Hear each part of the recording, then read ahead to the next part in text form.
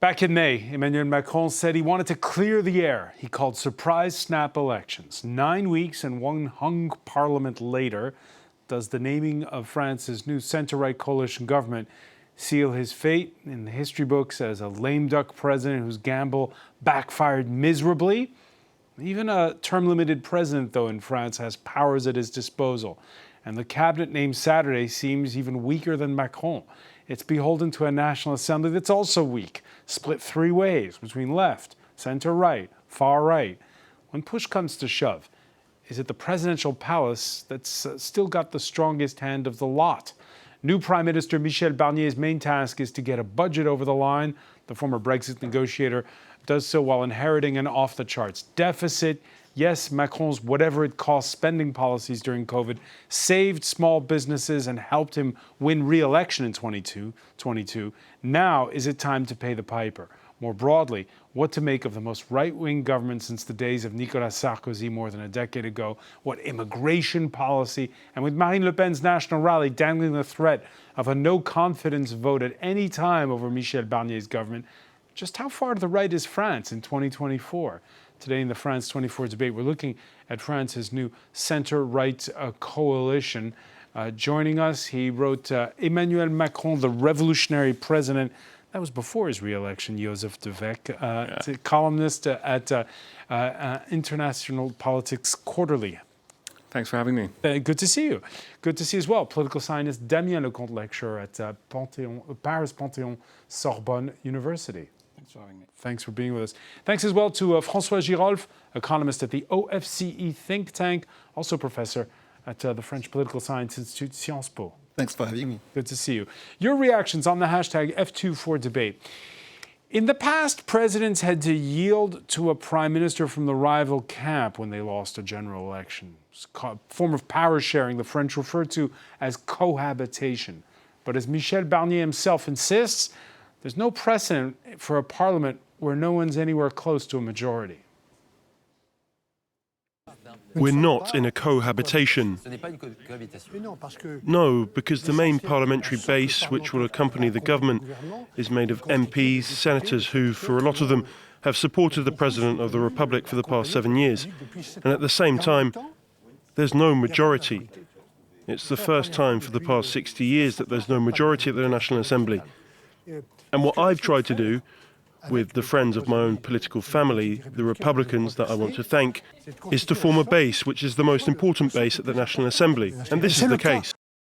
All right, before we go to our panel, let's do a little bit of explaining here, fact-checking, if you will. It is a splintered parliament. The magic number for a majority is 289 seats. Now, if you've been following it since July 7th, the date after which the second round was held, the left-wing bloc that you see in pink, that's the Nouveau Front Populaire, the New Popular Front, they're on 193 seats. That's 1/3 of the whole assembly, but it's the biggest bloc. So they said we should have the prime minister's pick. However, you'll see that because there's an agreement struck between Macron's centrists in yellow and Michel Barnier's conservatives in blue, they have more seats than the left. It's still far shy, though, of, again, that number of 289. So it's fairly precarious. And Michel Barnier is correct, Damien Lecomte. We are in uncharted territory here. Exactly, it is really an unprecedented situation because indeed you cannot say it is a proper cohabitation since the presidential coalition is participating in the government. But this is a new coalition between two blocs that were opponents during the past 7 years. And Michel Barnier and the Conservative Republican were very critical of Emmanuel Macron during the past 7 years. And even just a few weeks ago, the Republicans were swearing that they will never participate. So now that we have the cabinet, and the coalition is in place, does this agreement have more legitimacy than if the left had tried its hand at forming a government? It is very hard to say because in fact, this coalition is very at odds with the result of the legislative election, because the first round was a clear defeat of Emmanuel Macron's coalition and all the Republicans who were far behind. And the second round was a victory of the Republican Front against the National Rally. And the left-wing alliance, the New Popular Front, was leading this Republican Front. And so that is why the New Popular Front was claiming the right to form a majority and to form a government, and a minority government.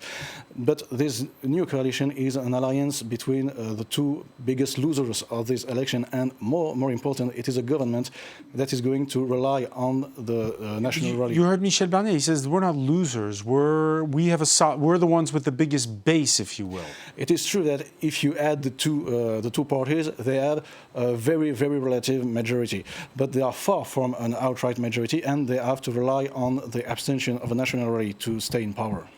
Joseph de Weck, your thoughts on this? Now that what was your reaction when you saw the makeup of the cabinet?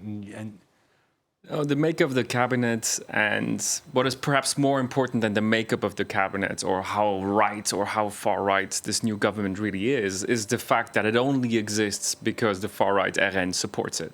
And that is really a first. This hasn't happened in France's post-war history. And it is the exact opposite of what the French have decided they wanted in June. In June, basically, we learned the French are so divided they can't agree on a majority. But at least one thing we knew is that a grand majority of the French don't want the far right in power. And now Macron handing the prime ministership to Barnier is doing exactly this. He's giving the far right, for the first time, a stake in power. They're not part of the cabinet, but they can decide whether this government survives or not. So he's doing exactly the opposite of what the French wanted him to do. And this is really the worrying thing for me, because we all know this government is possibly not going to last forever. It's going to last perhaps a year. Perhaps next summer we're going to have legislative elections again. And what happens then if the French have the impression that their vote hasn't been respected? Will the left wing again vote in second rounds for centrist candidates to prevent the far right? Probably not. Joseph, you say that the far right, it's with the backing of the far right that this government's in place. But let me show you the tweet of Marine Le Pen once the cabinet was announced. It sounds very much like she's keeping her powder dry. She said, quote, "This transitional government's the result of the quagmire created by unnatural alliances struck for the legislative elections. The great political swing that we call for with our wishes, we will continue to prepare for it to enable France to rise again." So she's saying we're not involved in any of this. It's not our turn. She's saying we're not involved in this, but she's not saying we're gonna cut or we're gonna make this government fall. She's basically saying this government is there and we don't like it. And it is a scandal that it exists. But she's not saying, at the first occasion when Parliament meets, beginning of October, we're going to cut this story to an end and we're going to do something else. She's not saying that because she knows snap elections can only come in a year's time because the Constitution says it so. So basically, her strategy for the year to come is going to be to say, Barnier is not us, but we don't kill him because if we would kill him, we know political chaos would be even bigger. And so in a year's time, they will probably, put an end to his government. Snap elections will follow, and they will go to center-right voters, which have been their new reservoir of voters, and say, "Hey, we prevented chaos, but now it's our turn." Do you agree, François Girolf, that with this cabinet that has the tacit agreement for now that the far right won't bring it down with a vote of no confidence, that Emmanuel Macron is going against the will of the people? So it's more of a political question, I think. That the thing is that, as you said, there was a Republican front that was at the second round of the election. It was what makes it very complicated is that the Republicans did not all participate in this Republican front. So it means that now they have a coalition with something which wasn't part of the Republican front and that governs with the not approval, I would say, but it's more like they agree to not participate, but at the same time, they actually support the government. So that's where it gets very complicated. They don't have any a minister in power, right? It's all about the center and the right. There's even one left-wing a minister. So they really have no none of the ministers. At the same time, some of them have a tone of where they can, they can appeal to the voters that voted for the National Front. The other issue is that we don't know what deal was struck between Barnier and Marine Le Pen. We don't know, like, under what condition Marine Le Pen agrees to support, or at least do not censor this government. And I think that poses a problem because we don't know what the deal is about, in fact. Well, let's cross now to Argentan in Normandy. Nathalie Goulet is a French senator from the center-right UDI party, which is not, by the way, is separate from, of course, Emmanuel Macron's formation. Nathalie Goulet, can you respond to what François Girolf just said? What do you think is the verbal or the implicit deal between Michel Barnier and Marine Le Pen? Well, I think that you have to ask them first. But obviously, Marine Le Pen is not really supporting. She just bear with them. She just bear. I mean, there is something which is just let us do for the financial law, let us pass the budget, whatever it will be. And then we will see. We will have some action like migration. That is part of your program, but it's also a piece of their program. And I think that the confusion is terrible, and it's very, very difficult to explain exactly what is happening now after the parliamentary election of July. And that was the beginning of the end for the system. In a perfect world, Nathalie Goulet, what kind of a coalition would you have liked to have seen? Well, right now we have a coalition because UDI has 3 ministers. Modem as minister, there is a coalition, and on the basis of 220 votes, which are the votes which vote for the Speaker of Assemblée Nationale, Braun-Pivet. So something is built to try to exist, but the big chaos came from the dissolution. And then from this national front against the National Rally, which create, I mean, the people think that they cheat on them. And it's exactly what has been said before. And we're in this sort of institutional limbo. When we go down the roster of who's in the cabinet right now, we're going to talk about him more later. An unknown as economy minister, a relative unknown as foreign minister. That's got people quipping. Well, I mean, the other minister was the minister of the affair, which were foreign to him. So, okay. Stéphane Séjourné, you mean the predecessor of Jean-Noël Barrot? Yes. When the French presidency Secretary General stepped up Saturday night to read the long-awaited names of the 39 cabinet members, there were some who quipped that it was in fact the de facto prime minister doing so. After all, Alexis Kohler is a longtime confidant of Emmanuel Macron. He was already his gatekeeper back when Macron was the finance minister. Damien Lecomte, so let me ask you, because weak government, there's consensus on that. Weak parliament, very splintered. Weak president who made this call for snap elections that we still to this day don't quite understand why he did it and has backfired. But the president, doesn't he still have a lot of power? Well, it is interesting because the fact that there is no outright majority in the parliament has indeed led some room for maneuver for Emmanuel Macron to reach this very weak but this coalition with... Is he stronger, in fact, in a way? I don't think it's stronger because it is quite ironic that you have this coalition with the Republicans right now, while in the previous National Assembly, this coalition would have had an absolute majority. So the snap election has reduced this majority to a very small plurality.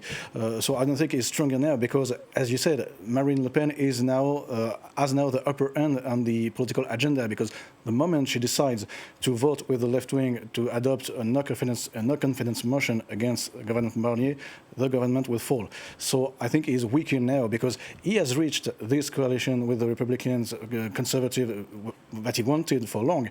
But now this coalition is weaker than ever and is dependent on the National Rally. So why have relative unknowns, François Girolf, at the foreign ministry, at the finance ministry? Yeah, I mean, these are not exactly heavyweights, as you say. The finance ministry now doesn't have even the budget. So the minister of the budget is related directly to the prime minister, which is unique in the Fifth Republic, right? That's the first time this actually happens, and we don't really know how this is going to happen, which means that the economy minister really doesn't have a lot of power, because everything is going to be about the budget in the next few weeks.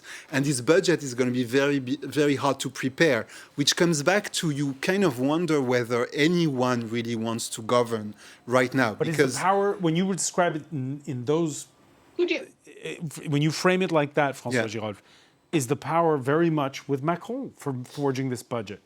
Well, it is indirectly, if you want, but at the same time, the Prime Minister, Michel Barnier, will have to announce very difficult measure, which he will have to endorse. You know, he will have to say, we do like a budget cut there, and then we do like a tax increase there. And he has to say, you know, and he's already said, we're going to increase the taxes on the rich and so on. This is something that's going to be with him, not with Macron. So I think Macron has been very smart in trying to, you know, in a sense, I think he knew there was a very difficult budget to pass because, you know, the France's finances are very bad. I mean, you know, the level of the deficit is like extremely bad. And therefore, there's only very, you know, we really had no idea already before these elections how we're going to go back to 3% of GDP deficits in 2027. It's even worse now, in a sense.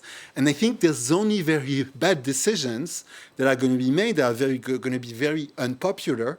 And for that reason, I think the fact that Macron can pretend he's really out of this is a good thing for him. And Michel Barnier doesn't have any pretension for re-election. So I think in a sense, I think that no one So the really power wants... is with what the French call le château, the castle, the presidential palace. Yeah, he has the power in the sense that he decides to not exert the power for these bad decisions, and he can just let them, you know, endorse whatever is going to happen.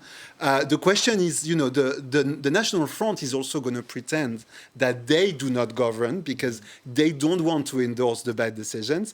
And so sort of everyone, you know, and I think that's the reason why it's the one who are the weakest politically who are in charge is because they have nothing to lose, in a sense.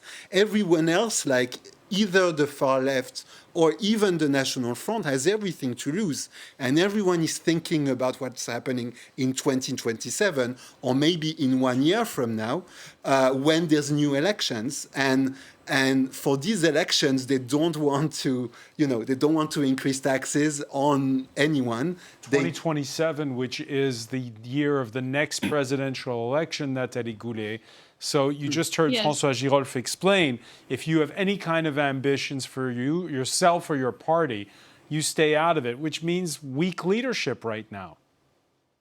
With a helmet and in a shelter, that's for sure.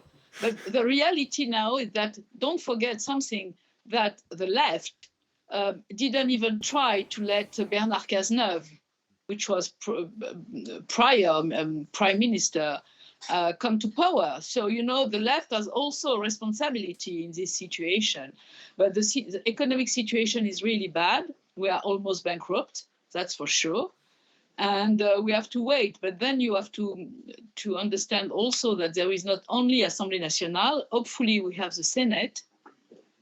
And so I think that we are trying to do our best to save this terrible situation. Well, let's take a look at just how terrible the situation is. It's kind of the same story as when the UK got a new prime minister. Michel Barnier inheriting a budget deficit, a massive budget deficit. How he narrows it, well, that's the question. Solange Mougin has more. From the get-go, France's new prime minister acknowledged that storm clouds are looming ahead. He said on French television that he knows his mandate is a fragile one, for the risk of a vote of no confidence hovers over every move.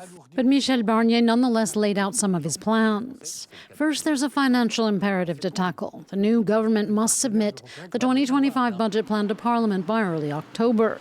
With France's shortfall at 5.5% of GDP last year, and with Europe having reprimanded France over its debt, Barnier and his new budget minister said cuts are coming, and a national effort would need to be made. Oui, il y aura des choix forts. Yes, strong choices will need to be taken. But what we did and have done was, of course, a necessary precursor to maintaining economic activity and straightening our economy. Et redresser notre économie. Beyond the budget, which will likely be passed by decree, as Barnier does not otherwise have the votes, the Prime Minister said he wants to improve, but not scrap, Macron's pension reforms. He also said changes are coming in regard to immigration. There will not be any ideology or sectarianism. There will be practical measures, similar to those of our neighbors, and we'll take these steps carefully. Barnier's party only received 5% of the votes in the last election. Amidst outrage over his government and the further to the right choices made in regard to many of his ministers, he tried to reassure voters. He said same-sex marriage and abortion rights would stand. Mental health, he said, would be next year's national cause. This as a third of psychiatric staff positions in hospitals remain vacant and as the number of beds for patients has fallen. On the heels of the Olympics, Barnier said sports across the country would be a priority. That is, if he manages to keep a vote of no confidence at bay. They offered the position. So they offered the position of economic minister to the governor of Banque de France, and apparently he refused, which shows, that now it's really considered a very, it's not a job you want to be in, basically. Joseph de Weck, we brought in a Swissman for this show, just to say, how's the rest of Europe looking at all this, and especially how they're going to get out of this conundrum of that huge budget deficit? Yeah, I think this government basically stands and falls with the budget question. It has been mentioned before, 5.6. Because Macron's red lines are: don't go back on my pension reform, and don't raise taxes. Don't raise taxes. Now he's saying don't raise taxes for the middle classes. Yeah. So he's pivoting on this. So something has to go, right? You have to raise taxes to some extent, and there are going to be cuts as well. But the big question is, can a government that doesn't have a majority in parliament and whose standing sort of doesn't really reflect the last election results, can it pass through budget cuts? Can it do these kind of very difficult decisions for which you normally need a lot of political capital? And we all kind of know that we're going into this autumn and then into this winter. And if the French are unhappy with this government, they don't feel represented. And then on top of that come decisions which cuts into their own flesh. Are we kind of facing a scenario of uprising, of demonstrations, of protests, again heading into a winter, which makes the political situation even more complicated? And I think what sort of Europeans are looking at as well is then in the end, if there were to be a real financial crisis, that is the result of a government trying to cut, but not being able to cut, financial markets getting alerted, and then, risk premium rising. Can a government then react to this? And the difference to France is it's not sure that the government could react to such a crisis escalating in the streets or in financial markets. Could it? I mean, this is France. We're the second biggest economy of the Eurozone. Yeah, I'm not worried about a full-blown financial crisis like the one we had during the Euro crisis. I worry more about France losing ground progressively as we are now, which is economically like losing some steps. I mean, but there's also huge issues economically in Germany. It's the whole Eurozone, really, which is not doing well. And France in the middle of that. What's worrying is not so much the GDP performance, is that despite having a huge budget deficit, we already have average, let's say, economic performance. Once we start to cut, then you can be sure that the performance is going to be much worse. And then this is where I start to worry. Back in 2022, Emmanuel Macron gets reelected. And, some of the part of the reason for that, Damien Comte, was the fact that he had done this, whatever it costs, policy during the COVID pandemic. And it helped keep small businesses afloat. And those measures were popular. Are we now at the point where actually it's COVID coming back to bite the French economy?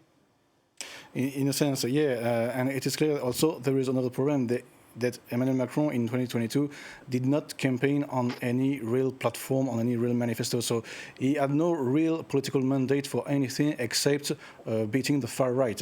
And also right now, this new post-electoral coalition between the centrists and the conservative has not been duly negotiated, discussed. There is no real manifesto for this coalition. It was interesting to see last week this political struggle about the tax increase, and their positions were quite counterintuitive, because it was the conservative Michel Barnier saying that the country needs some fiscal justice and to increase taxes on the wealthy and the biggest companies. And Emmanuel Macron wanted the government to do not alter his fiscal policies benefited the wealthy. So why is that? Why is it that the conservative was the one pushing for tax? The fact is, Michel Barnier has to show that he will not be the puppet of Emmanuel Macron. And once again, for the last 7 years, the Conservatives were very critical of the legacy of Emmanuel Macron. So right now, they're not going to say that everything was perfect. So since they are critical of the financial situation of the country, they are saying that the previous policies has to be altered. I mean, we ended up in this situation because for Macron, regardless of the election results, it was clear that his political legacy, so pension reform, tax cuts, pro-business agenda, that this kind of, this structure he put in place in his first 7 years has to remain in place. And everyone else, the left, the far right, wanted to chip away at some of these policy achievements. And Macron being unwilling to do any compromises on his past policy achievements means he had to go the way of Barnier. Otherwise, he would have had other options, And this is kind of the tragedy of the situation. These policies that Macron has done, they've all had their successes. Some of them, there are reasons why he did it. But right now, there is not a majority for all of these. And he's unable to accept that. And that is what brings us in this complicated situation. Nathalie Goulet, Michel Barnier, known to our viewers because he was the one who negotiated Brexit. His interlocutors often quite ill-prepared during those negotiations. Is this a harder task, passing this budget, than negotiating Brexit? No, I think that the MP are going to be very responsible regarding this situation. I think he will try also to implement more equality, more taxes, fiscal justice, by fighting the fraud, taxes fraud, but also social fraud. Anyway, everybody has something to lose. I mean, the situation is so bad that I think that we may have a chance, and we are really waiting now for the budget and for the first declaration, the general policy that the Prime Minister will do in a couple of days, and see how it will be received. Yeah, right now I was going to say, right now it's scheduled for October the 1st, unless it's brought forward. Yes, it's the opening of the session, yes. Yeah. And then we have the budget the week after, and also the law for the social finances. So it's really difficult situation. And as I told you, in the Senate, we are really very ready to try to support him and pass this budget. But it will not be for any price. I mean, we will be very, very cautious about, especially in my political group, about taxes, and especially the fraud, also fiscal fraud. We are going to clamping down on tax cheats. Now, we've mentioned how most of this cabinet of 39 men and women are unknowns to most French people. There's perhaps one slight exception. France's Law and Order Interior Minister Gérald Darmanin passing the mantle this Monday morning to somebody Nathalie Goulet knows well. That's because he's a member Yes. of Darmanin's former the same. party, Les Républicains, the Conservative, but mostly Bruno Retailleau, the head of the Conservatives in the French Senate, where Nathalie Goulet sits. Yes. In his handover speech, Retailleau went to great pains to be even more law and order than his predecessor. He even called for an end to, quote, savagery in France. The French want more order. Order in the street, order on the border. The policies of the majority has three priorities. You'll easily remember them. The first, re-establish order. The second, re-establish order. The third, re-establish order. Because I believe in order. Order as a condition for freedom. When there's no order, freedom is under threat. Going wrong. Joseph de Weck, your reaction to the French take it in stride, this martial talk from an interior minister? Yeah, for some reason, I always thought that the sort of the dream political ideology of the French is sort of authoritarian social democracy.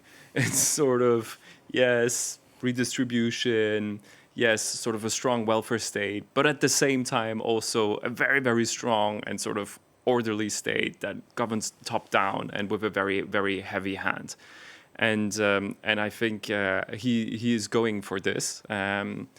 And he incarnates also in a sort of a broader context that, you know, really the center of gravity of French politics is moving even further to the right. I mean, his big focus was always migration, right? And he has talked about this, not only about migration being too high, even though net migration figures in France have been very low for the last years if you compare it to Germany or other European countries. But he has also linked the issue of migration often to savagery, exactly that sort of migration and sort of savagery, uncivilized behavior in French society are linked. And that is something of a departure of what Macron has done before. That is a departure of Macronism. And his predecessor tried to forge himself a reputation as a law and order man, Gérald Darmanin, who harbors presidential ambitions. But he seemed to be making a play for the middle ground during his farewell speech. He invoked his middle name, noting how his father first wanted to call him by his Algerian grandfather's name, Moussa. It's rather obvious, if we're honest, that if I'd been called Moussa Darmanin, I would not have been elected mayor and member of parliament. No doubt, I would not have been named as interior minister first time around, and my youth wouldn't have propelled me to positions of high responsibility. It would not have taken anything away from my education, my worth, my love of France, but we need to face reality. Damien Lecomte, the outgoing interior minister, saying, you know, saying order is not enough. Are you surprised at that speech? I am not really surprised because not only because it is classic for an interior minister, especially from a right wing, but also the conservative Republicans has been trying to distinguish themselves from Macron on the law and order issues, especially because their fiscal and economic policies were not that much different from Macron's policies. So it is on law and order that they were trying to shift right to distinguish themselves from Macron. And this man, Bruno Retailleau, is from the hard right of the Conservative Party. So it is not that surprising that he is adopting this very law and order position. But Darmanin came from the same party originally. Yeah, it is true. And as you said, Darmanin was also on a kind of hard positions lately. But it is true that in the few last months, he seems to have shifted slightly toward the center, maybe to distinguish himself from his former party and to position himself as a more federative candidate. François Girolf, I know we have the economist in the room is probably thinking, who's going to pay for more cops and more magistrates? And I'm not that obsessed about the budget, to be honest, but but yes, I mean it's mostly like I think it's I mean this is something we can do much more easily. Let's say like just have a speech and you pretend that things have changed on law and order and so on. Is much easier than having cuts in the budget, and as you say, it's going to cost more money. So then, okay, how do you pay for it, and so on? Clearly, the room for maneuver is very small, and I don't think they're going to be able to do anything concretely, at least not anything that actually will cost money, and so which means I think they're gonna. I mean, they're basically pretending, and it's not just on this issue. I think that it's only about speech. Like if you think about the industry in general, or if you think about fiscal responsibility, even there's a lot of speeches, of talks about many things, but in practice, nothing really changes in French society.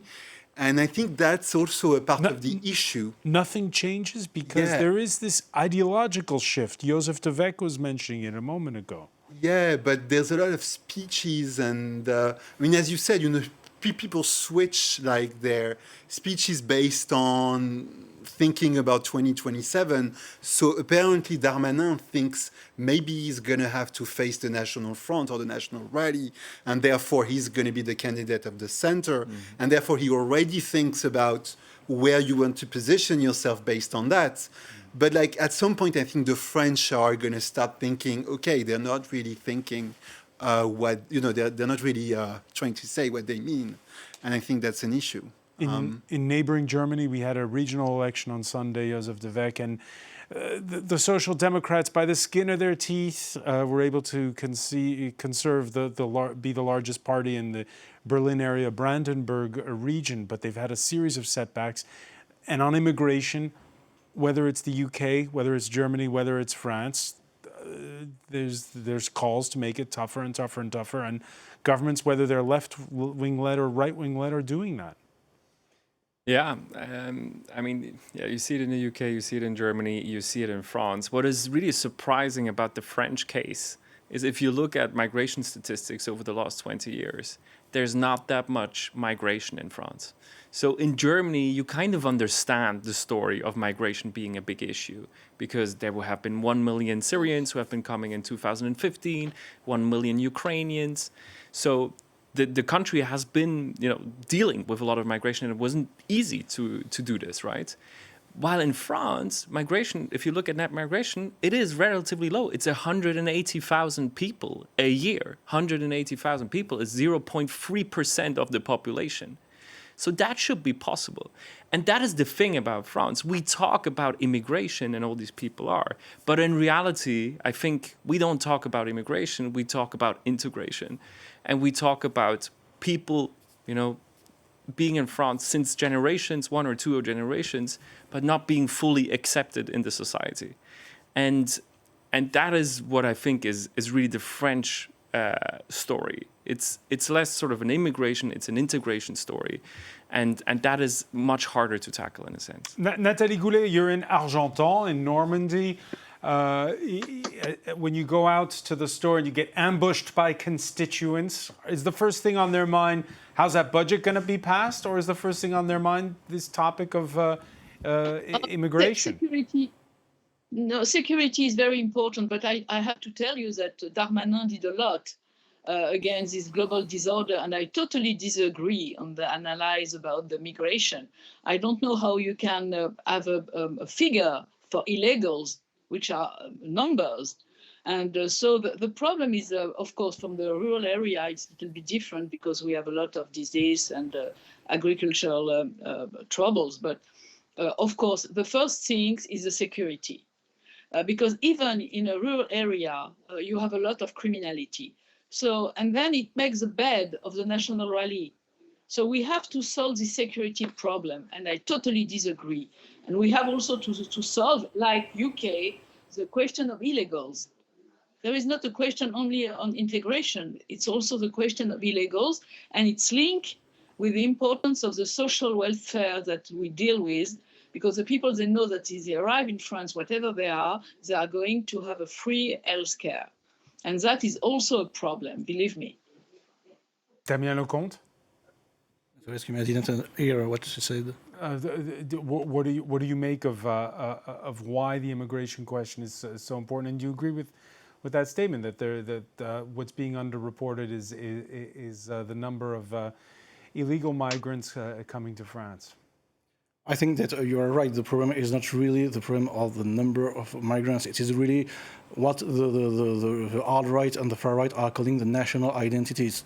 They are saying that the French national identity is threatened by the number of strangers in France. But I think that it's going We're seeing even on the far left that there are voices that are dissenting from the official party line inside of Jean-Luc Mélenchon's party over this issue. Well, there are some people on the left that are trying to say that the left should tell to the people, particularly in rural areas, that are afraid of immigration. But there is a very difficult line to find for the left to reach these people without giving up their anti-racist stances. So it is an issue for the left, but I think it is mainly something that is put in the front by the alt-right to distinguish themselves from Emmanuel Macron and from the conservative. When we looked at that pie chart that showed the makeup of the new National Assembly, is that an accurate reflection of what France is today, the National Assembly? Is France more right-wing than it used to be? I mean, we've had socialist majorities in the past. Once again, the major fact of the result of the election was the Republican front against the National Rally. The real issue, what were at stake on this election was, will the National Rally have a majority or not? Will Jordan Bardella become prime minister or not? So it was mainly a defeat for the National Rally. But the problem is the parties of the Republican front agree to not have a far-right government, but they do not agree on anything else. I'm going to play the economist, but I think that also one of the reasons why people voted for the National Rally is not just because they're racist, it's also because National Rally talked about the issues, the economic issues, the problem of purchasing power and so on, which was also present, of course, on the far left. But perhaps like Marine Le Pen was very smart, like since the beginning of the inflation period, she's been talking about these issues of purchasing power and so on. I don't think everyone who voted for the National Rally wants, have something like that the only reason is immigration. I mean, I'm not saying there's no issue with immigration. I'm not saying there's no issue with security. I would be more cautious on that, but the fact that it's become so important, I think I think we overestimate that by the fact that some people voted for the National Front just because of resentment, of protest.